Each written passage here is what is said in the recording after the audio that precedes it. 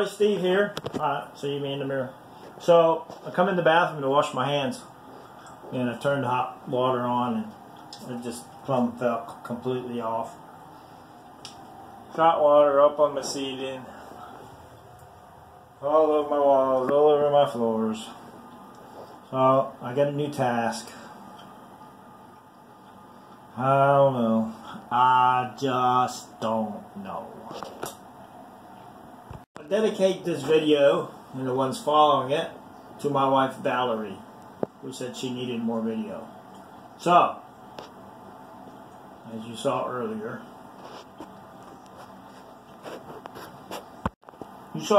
where I had the thing just pop right off.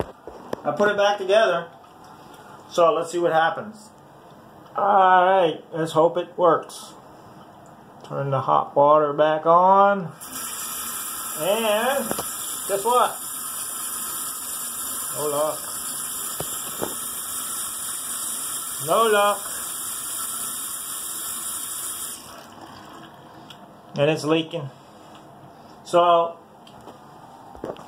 the moral of the story is, if you need a plumber, don't call Steve.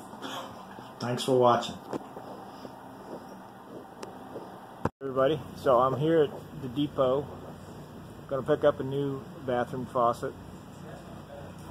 I think I decided on this one right there. Since they don't have this one here, I'm gonna go with that one. And remember, I am not a plumber, so don't call me. I'm back home, and I'm going to change out this old leaky faucet, and I'm going to put this one in. This is what I should have just done the first time, instead of wasting money trying to fix it. So stay tuned, and I'll show you the outcome. I got the old one out. You can see that it's held in there. It's like, look at dripping water. It's held in there by this 2 screws to the bottom of the sink. So you look up in here,